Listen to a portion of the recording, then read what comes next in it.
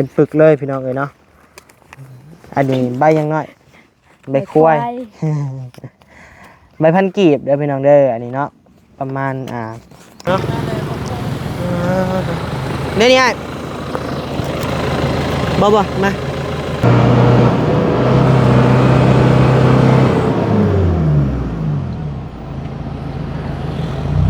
เรียบร้อยพี่น้องเลยแรงเหมือนกันนี่หว่า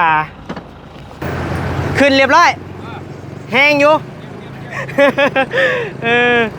เครื่องพี่น้องเลยป้าเรียบร้อยแล้วลูกพี่เอ้ยขอบใจบ่เขาบ่เอาโอเคขอบใจหลายๆซอยกันได้จำหนึ่งเนาะบ่ยากไปพี่น้องเลยขึ้นเรียบร้อยขี่บ่เนาะพี่น้องนอนเรือนแนวใดนี่โถของโบราณพี่น้องเลยเนาะยังลงเรือเห็นงามบ่งามอะไรเนาะบ่งามสิเว้าบ่เอาหาเจ้ากันกันค่ะเอามาเฮ้ย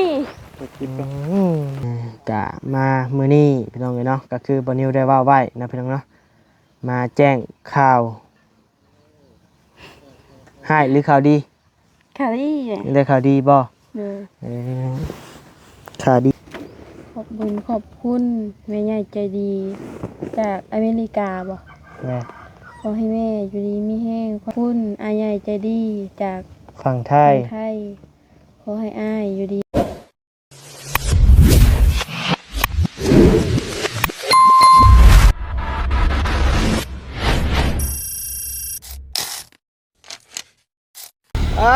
รถค่าบาทนี่มีเสื้ออยู่บ่ล่ะโอ้มีเสื้อกับหล่นเฮาแก่ได้อยู่แก่ถ่ายมันเนาะแม่นดึงหน้าก็ได้ดึงท้ายก็ได้แม่นดึงท้ายก็ได้เดี๋ยวลองไปซื้อเบิ่งเสื้อห่านนี่เอาไปทำแล้วไปซื้อเบิ่งเสื้อใช้อันเสื้องัวเสื้อควายก็ได้ดอกเชือกควายก็ได้เดี๋ยวไปทำเพื่อนโดยพี่น้องเลยกำลังว่าจะเดินทาง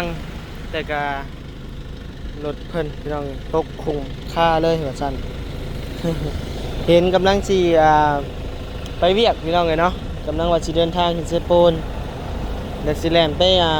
สวรรค์ก่อนว่าสั่นนะพี่น้องเนาะไปกับบ่อเตียงแสดงว่ามีเสือกงวดเสือกควายกันอาจจะดึงได้อยู่พี่น้องเลยเพิ่นน่าจะโอ้พี่น้องเลยเนาะ เบื้องนี่ก็ตกคุ้งคานเลยขึ้นบ่พี่น้องเลยเนาะคุ้งเลยพี่น้องเลยเนาะ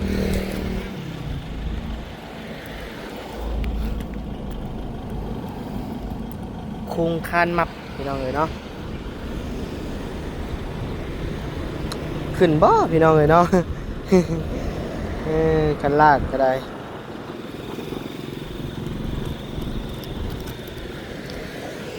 คุ้งคานเลยพี่น้องเลย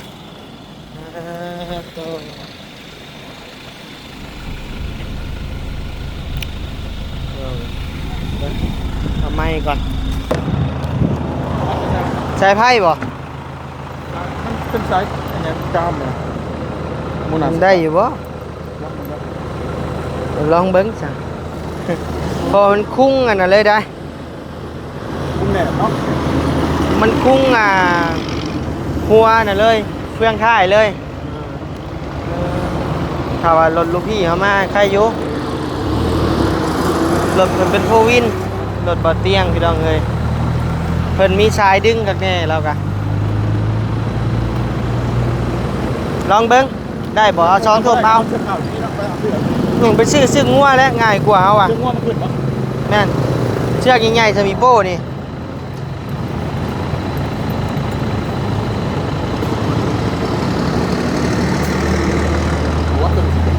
ลองเบิ้งมาเบิ้งนี่มาเบิ้งเฮาก็ได้มาเบิ้งนี่ไปเบิ้งเจ้าโอเคพี่น้องเลยเดี๋ยวมีก่อนนะพี่น้องเนาะไปพี่น้องลองเบิ้งสิขึ้นบ่ เออปึ๊บได้มันสิขึ้นอยู่บ่พี่น้องเอ้ย ไปพี่น้องเอ้ยบ่ได้เนาะเอ้ยมันนี่แหละมันเป็นสายไฟนะมันหันน้ำหนักบ่ได้ เออซอยกันลองเบิ่งพี่น้องเลยเนาะคะแนนขึ้นได้ก็ขึ้นคะแนนขึ้นบ่ได้ก็หาวิธีใหม่พี่น้องเลยเนาะซอยด้านที่ซอยได้ทั้งซอย มันขาดมันพอมันเป็นมันเหมือนสายสลิงนะพี่น้องสายเคเบิลซื่อๆอะมันหับแห้งบ่ได้ดอก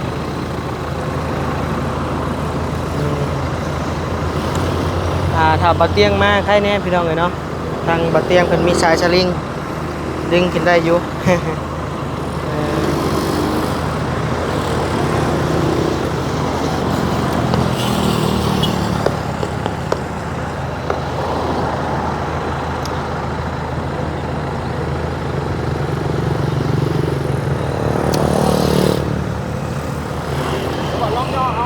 ลองย่อเอาบ่ลองเบิ่ง ก็เคยเห็นเขาย่ออยู่ได้แหละ ไปคนเลยคือมันขอได้ลึกไม่น่าเลยป่ะ ย่อหามขึ้นเลยบ่นี่หามทางเลยบ่เอาลองเบิ่งสินะ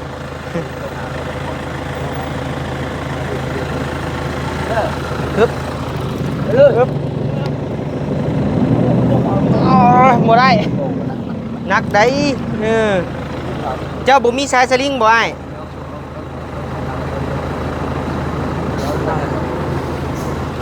ยืมสายสลิงแล้ว มันลงอัพ เพราะว่ามันการคุ้งกับเฟืองค่ายเด้ ก็เอาใส่กับ โดยเอาสายกล้ามมันก็ได้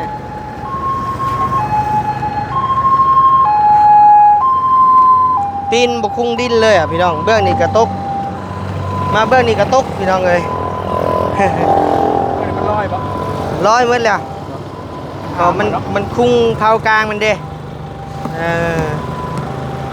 ไม่ได้ยืมแล้วแหละยืมสายกล้ามแล้ว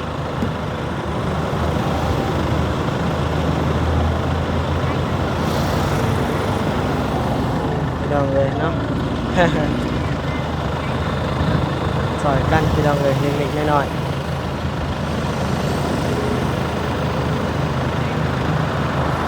กำลังว่าสิไป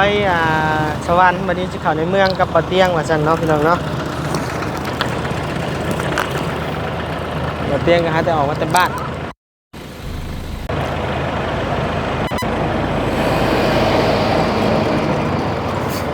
พี่น้องเอ้ยเนาะทักทายสบายดีเด้อพี่น้องเด้อเนาะทักทายสบายดียามเที่ยงๆพี่น้องเอ้ย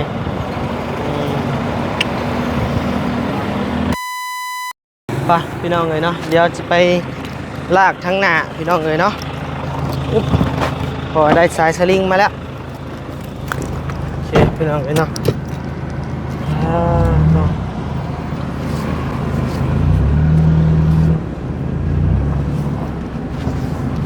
พึบ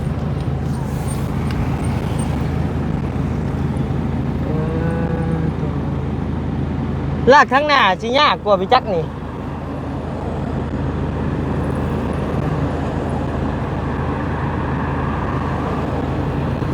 ไปลองเลย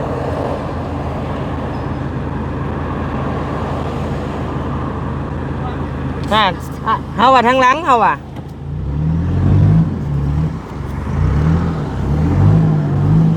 เพราะว่าทั้งหลังมันน้อยเดียวก็ขึ้นเด้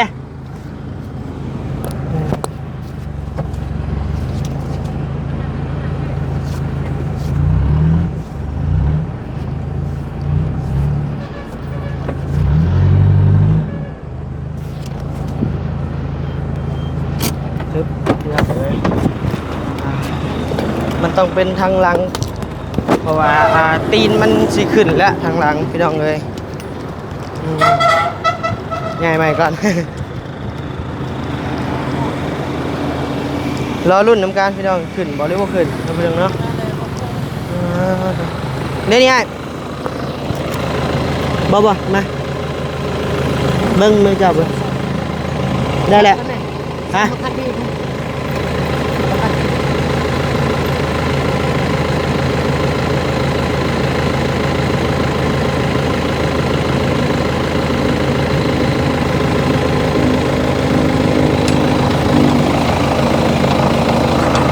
คไปลองเบิ่งไปได้แล้วบ่เบิ่งเจ้าแน่นบ่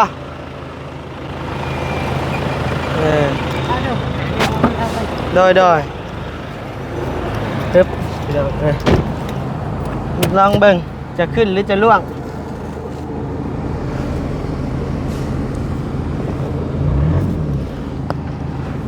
ตึ๊บ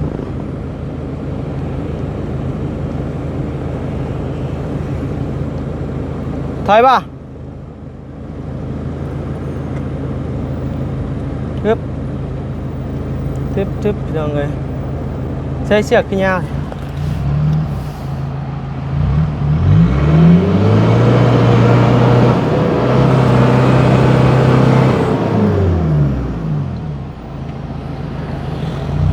เรียบร้อยพี่น้องเลยแรงเหมือนกันนี่หว่า เรียบร้อยขึ้นง่ายๆพี่น้องเลยโธ่ใช้ตินหน้าตกอีกว่าวะนี่ ไอ้ฮักเอามาพี่ละลายเลย เจ้าฮักมาแบบนี้เจ้าฮักขวาโอเคแป๊บหนึ่งได้แป๊บหนึ่งถอยเลยถอยขึ้นเรียบร้อยแห้งอยู่ เครื่องพี่น้องเลยป้าเรียบร้อยแล้วลูกพี่เอ้ยเนมบ่ขึ้นแล้วพอวินลงใส่เลยไปแจกเครื่อง ไปแจกเครื่องเซโปนไปโอเคเด้อเอาไปเด้อขอบใจบ่เขาบ่เอาโอเคขอบใจหลายๆซอยกันได้จำหนึ่งเนาะบ่ยากไปพี่น้องเลยขึ้นแล้วเรียบร้อย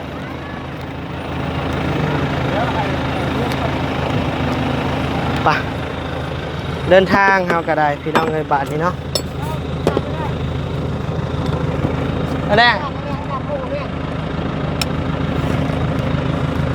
อะไรก็ให้ถอยป่ะ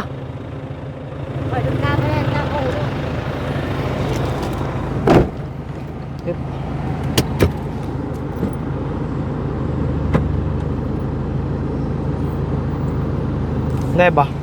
ไปพี่น้องเลยเดินทางเดินพี่น้องเด้อเนาะตอนแรกนะพี่น้องเนาะว่าสิเข้าในเมืองจักเล็กจักหน่อยว่าซั่นเนาะก็เลยเปลี่ยนแผนพี่น้องเอ้ยบ่ได้เข้าในเมืองเลยเด้อพี่น้องเอ้ยสิเดินหน้าเลยพี่น้องเอ้ยเนาะแล่นเข้าเมืองเซโปนเลยอาจจะได้ไ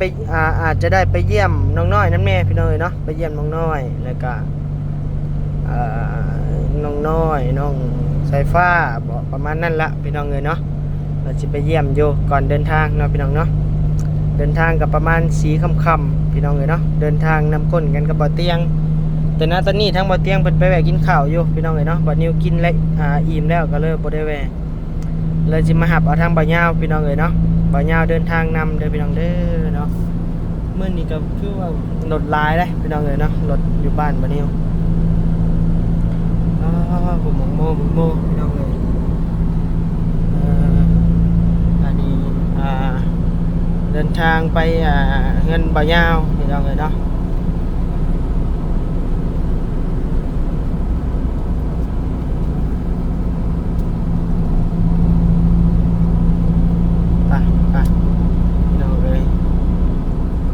ใกล้ชอดแล้วแหละเงินบ่ยาวก็ได้ใกล้กันกับ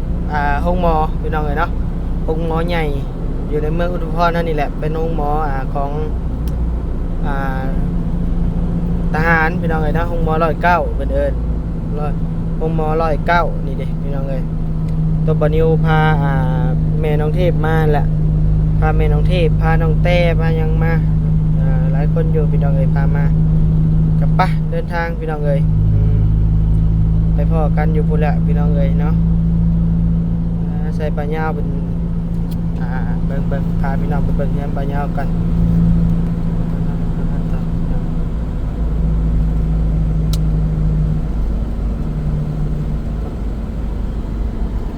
นี่ก็เป็นแบบว่า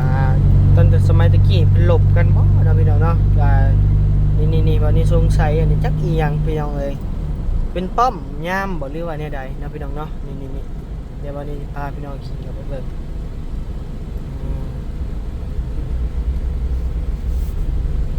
เนาะใส่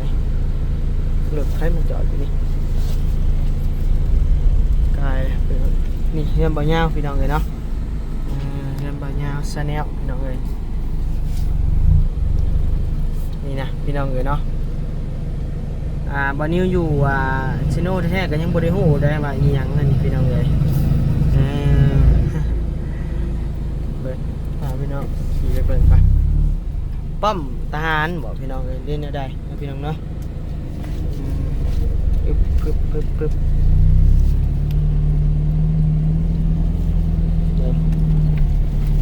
ได้ยินแต่เพิ่นว่าป้อมทหารเก่าบ่แต่มันแม่นแท้บ่ล่ะพี่น้องเอ้ยเนาะนี่ยังลงเรือให้เห็นอยู่ได้พี่น้องเอ้ยเนาะอันนี้เฮียมบ่ย่างพี่น้องเอ้ยอันนี้ก็ป้อมนี่เนาะพี่น้องเอ้ยเนาะวันนี้ยังงงอยู่จักอีหยังเป็นป้อมฮอคอยเดี๋ยวว่าสมัยตะกี้บ่เนาะพี่น้องเนาะเรือแนวใดนี่โธ่ของโบราณพี่น้องเอ้ยเนาะยังลงเรือให้เห็นอยู่พี่น้องเอ้ยกับบัดนี้บ่เคยเข้ามาใกล้จักเทื่อได้แนมเบิ่งแต่อยู่บนทางพวกพี่น้องเอ้ยไปโอเคพี่น้องเอ้ย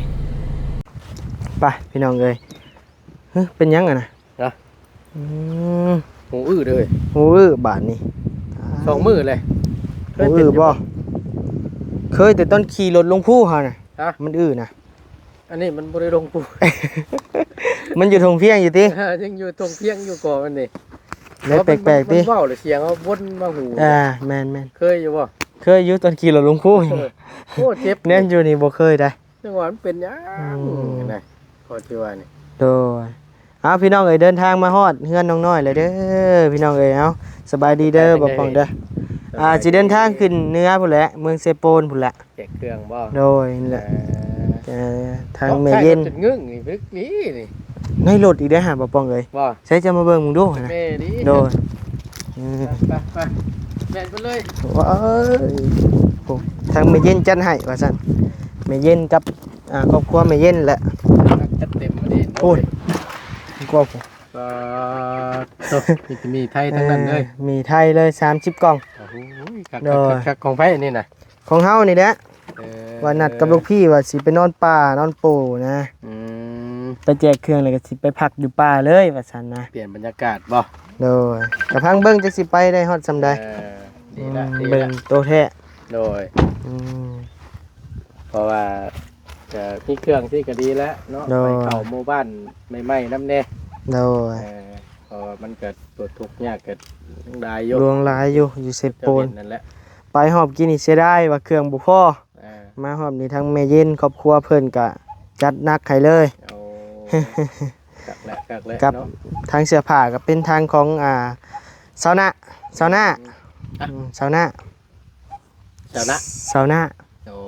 อยู่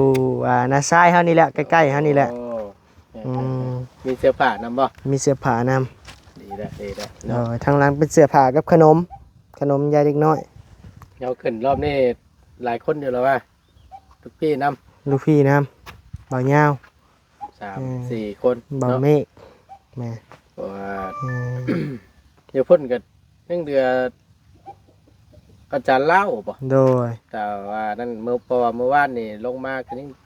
บ่จันเห็นว่าเดินทางมื้อนี้โอ้กลับมาบ่นี่เห็นว่าเมื่อวานกลับเพิ่นสิบ่เปลี่ยนใจนะโดยเห็นว่าอื่นสิตามลงไปเด้อว่าซั่นแต่ว่าก็สิมีอยู่ดอกทีมงานขึ้นนำโดยมันบ่บุญสารวัตรบ่เห็นแจ้งเกิดหลายคนอยู่ดอกโดยโอเคเนาะบ่ป้องโดยจังหวะการอีกทีนึงโดยทางปลอดภัยโดยพุ่นละไว้เบิ่งก่อนจังมื้อได้ขึ้นเจ้ายังบ่ฮู้เบิ่งก่อนก็ลงมาได้คืนนึงโดยตามไปไวๆเด้อโดยขึ้นไปท่าโดยแต่ว่าจะกำสิไปนอนอยู่ในเฮือนลุงเพิ่มมันบ่มีน้ำได้น้ำบ่มี โอ้ยว่าสิไปขออยู่ขอเช่าอยู่ โอ้ยน้ำ โอ้ยตายแล้วบาดนี้ ำแตกก็ได้บ่ได้นั่นจับ ว่าโอ้ยประหยัดงบไปแล้วว่าบาดนี้ เออ ว่าสิไปขออยู่ขอเช่าก่อนว่าซั่น เออ หรือว่าน้ำบ่มีบาดนี้โอ้ย จักแน่เพิ่นสิต่อแล้วก็ไปเบิ่ง โดยเออ เออฮอดพุ่นก็ค่ำคือเก่าเนาะ โดยก็ยันได้นอนไปพักแล้ว โดย คืนนี้ นอนพุ่นไปก่อน โดยแต่จำเป็นแหละ เป็นเนาะ โดย บ่ติล็อกตัวนี้เฮ็ดได้ซั่นนี่แหละจังหวะน่ะน้ำและสำคัญ โดยคือเดี๋ยวเฮามาเฮ็ดเวียกเมื่อยๆเนาะ แม่ มันระบบมีน้ำอาบกันจักแนวใด บ่มีน้ำว่าแต่น้ำอาบเลยน้ำเว้าขอโทษนะพี่น้องเอ้ยสิล้างก้นก็ยังบ่มีเลย เอาดีได้กลางค่ำมื้อคืนน่ะบ่มีน้ำน่ะเรียบร้อยโดนเลย โอเคเนาะโดย โอ้สบายดีนะ โด พี่น้องเด้ ย อ ไปพี่น้องเอ้ยมามื้อนี้บัดนี้ก็สิมาแจ้งข่าวดีน้องน้อยเพิ่นพี่น้องเอ้ยเนาะแจ้งข่าวดีมีมาเพิ่มอีก2ล้านเนาะพี่น้องเนาะ2ล้านกว่าๆแต่หลายเป็น2ล้านพี่น้องเอ้ย2ล้านไปปลายๆหน้อยนึงพี่น้องเนาะต่อเงินซานพี่น้องเอ้ยใช้พักผ่อนเลยบ่คือว่าเห็นอันสัญญาสัญเหยื่ออยู่ที่นี่สบายดีเด้อพี่น้องชาวลาวสบายดีคือมาเห็ดแกมปล่อยลอยแท้เว้ยนี่เฮ้เป็นได้ได้เห็ดงามขึ้นกว่าเก่าแท้ งามบ่ งามหั่นเลยเนาะบ่งามสิเว้าบ่ เอาหาเจ้าเงินกันค่ะ เอามามา เฮ้ย อืมเป็นได้บ่ยาวเดินทางพร้อมบ่ พร้อม พร้อมสำใด 50 เมื่อยน้ำเดเออ ก็น้องเอ้ย ใช่มีข่าวดีบ่คือได้ยินในใดแว่วๆอยู่กี่นี่ โดยนี่แหละ ข่าวดียังไงนะ สมทบเห็ด ไปขึ้นนั่งนี่ก่อนขึ้นนั่งตั้งกล้องก่อนขึ้นนั่งเตียงเลยบ่ยาวนี่มาก็มีข่าวดีแล้วเนาะบ่ยาวเนาะโอ้สมอยากให้มาอยู่พี่น้องเอ้ยยับไปเบิ่งกระตุกเนี่ยอ้ายนั่งน้ำเนี่ยพึบตาดีดับพี่น้องเอ้ยก่อนมาก็เกิดอุบัติเหตุพี่น้องเอ้ยเนาะอุบัติเหตุรถตกคลองก็พอดีบ่นิ้วก็ดึงขึ้นให้ได้พี่น้องเอ้ยราบลื่นนะพี่น้องเนาะปาโตสิบ่เงื่องบ่เนาะ ตังเนื้อเขากับเนื้อ เด้น้อยไอ้ชื่อน้ำเจ้ามือว่านนี่ ชื่อน้ำ ขับซ้เอาไปน้ำเจ้า บอกยาย ขับซ้นั่งเลยก็หำโผล่ออกมากเลยพี่น้องเอ้ยเอาสบายดีเด้อพี่น้องเด้อเนาะสบายดียามเพลนพี่น้องเอ้ย เฮ็ดแล้วตีขับ บ่เพลนเนาะ3 โมง 3:30บ่ ออกเดินทางตอนรอบค่ำบัดนี้ก็ได้พี่น้องเอ้ยเนาะเพื่อสิฮอดเซโปนกะตีไปประมาณ8 โมงแรงตี2บ่บ่แม่นตี2 2 ทุ่มบ่ครับเพิ่นเอิ้น1 ทุ่ม 7 โมง 2 ทุ่ม 8 โมงประมาณนี้แหละพี่น้องเอ้ยเนาะเดินทางกับบ่าวยาวบ่าวเตียงบ่าวเมฆพี่น้องเอ้ยเนาะในรอบนี้ก็ได้ตอนแรกกะว่าสิเดินทางตั้งแต่มื้อวันที่25แต่ก็ได้คาดเคลื่อนมาพี่น้องเอ้ยจนฮอดวันที่27พี่น้องเอ้ยเนาะมื้ออื่นก็เป็นมื้อที่ว่าส่งท้ายเดือนเก่าต้อนรับเดือนใหม่พี่น้องเอ้ยเนาะมื้ออื่นเป็นมื้อวันที่28กะเป็นมื้อสุดท้ายของเดือนกุมภาแล้วพี่น้องเอ้ยเนาะ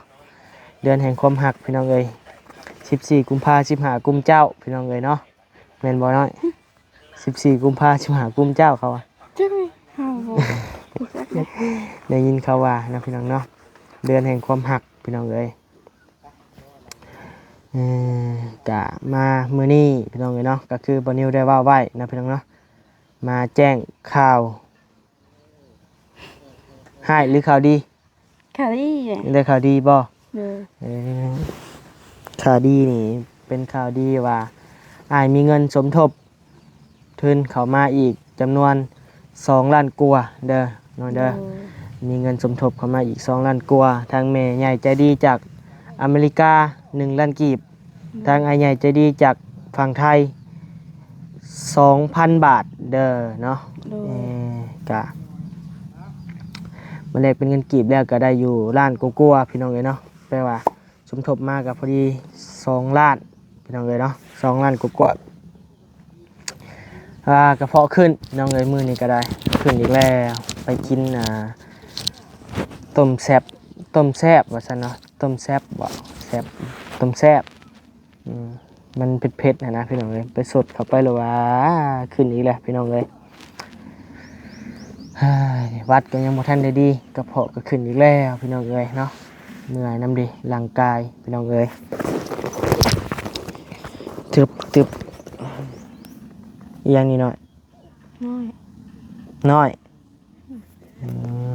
อ่านเป็นอยู่เนาะจะซื้อตัวเองมีเงินสมทบเข้ามาพี่น้องเลยเนาะคือบันนี้แจ้งไว้นะพี่น้องเนาะปึ๊บอันนี้ก็เงินเก่าเงินใหม่รวมกันอยู่ในนี้เลยพี่น้องเลยเนาะนี่แหละรวมหมดเงินเจ้าน้ำอ้ายกับประมาณ4ล้านกว่าๆเดี๋ยวหน่อยเด้อป้าโตเป็นเงินตัวเองเดิพี่น้องเลยเนาะเอามาอยากไปเอาเนี่ยฉันเขียนใหม่ปึ๊บเป็นปึกเลยพี่น้องเลยเนาะอันนี้ใบยังน้อยใบควาย ใบพันกีบเด้อพี่น้องเด้ออันนี้เนาะประมาณ1,000นี่ประมาณฮอดบ่บาทหนึ่งพี่น้องเลยเนาะบาทหนึ่งกับ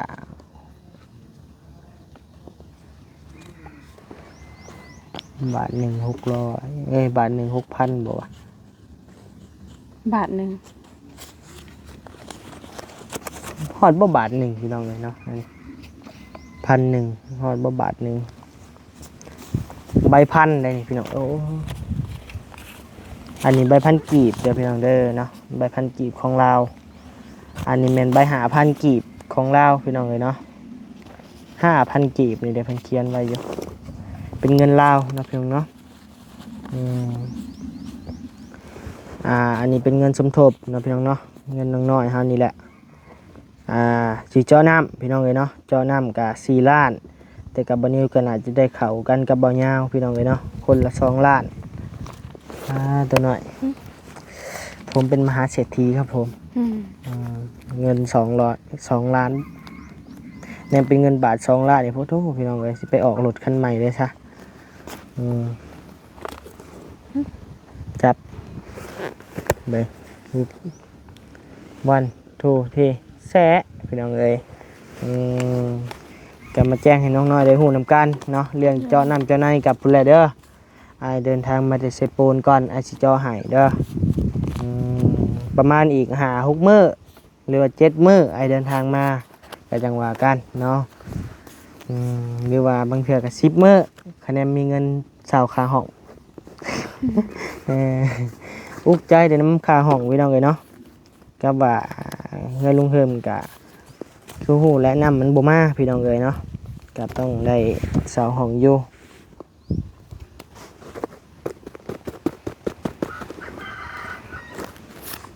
นี่แหละเงินน้องน้อยพี่น้องเลยปึ๊บให้อ้ายเติมน้ำมันหน่อยเด้อหน่อยขอเติมน้ำมันหน่อยเด้อจัง500,000เด้อเติมน้ำมันไปซอยพี่น้องทางเซโปนนี่แหละเป็นสะพานบุญนำกันไอ้คอได้บ่500,000ได้บ่แน่ใจหรือเปล่าชัวร์หรือเปล่าพี่น้องเลยบ่เอาดอกว่าหยอกซื้อพี่น้องเลยเนาะเงินอันนี้เป็นเงินบาท2ล้านนี่ป้าตัวพี่น้อง4ล้านนี่ซื้อได้ฮอตแรปเตอร์พี่น้องเลยแรปเตอร์2-3 คันพี่น้องเลยเนาะใช่ลงไหม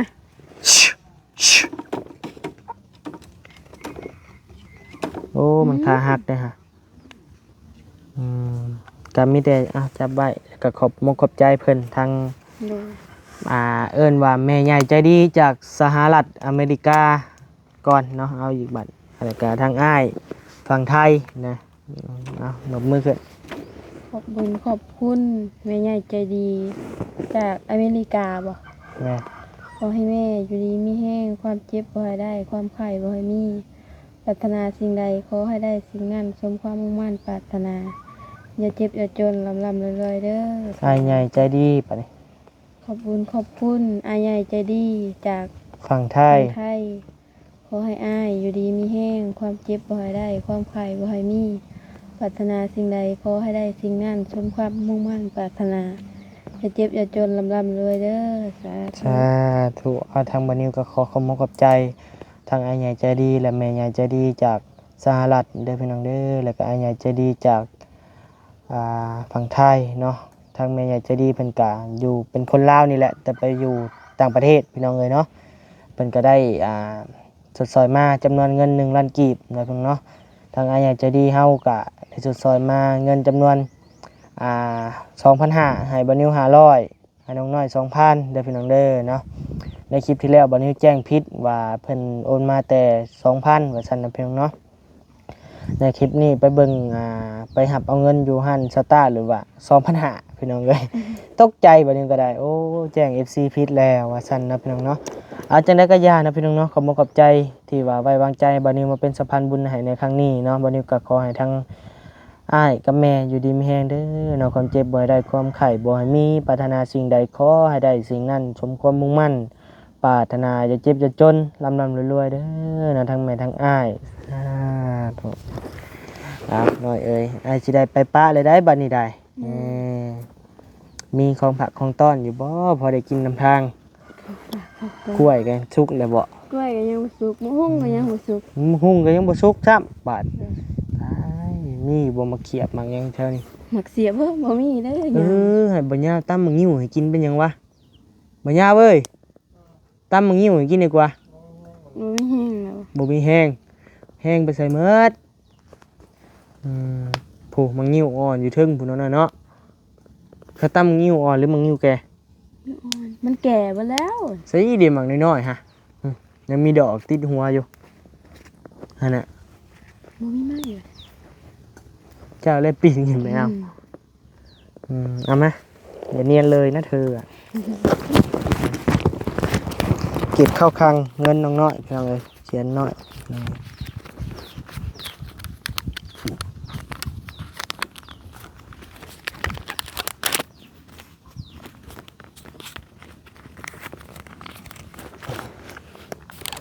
พอสิได้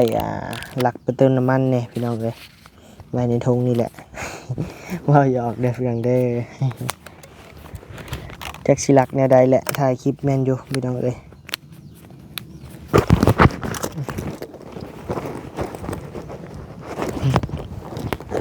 ขอเติมน้ำมันได้บ่ลันหนึ่ง ได้ คะแนนไอเติมน้ำมันจะเอาเงินมาใช้เจ้าน้ เอาเงินน้ำอ้ายสิ ำเอาไอคอแหละ ทำไมอ้ายอยู่ บ่ได้ยืมแล้วขอ ได้เลยเนาะ ขอว่า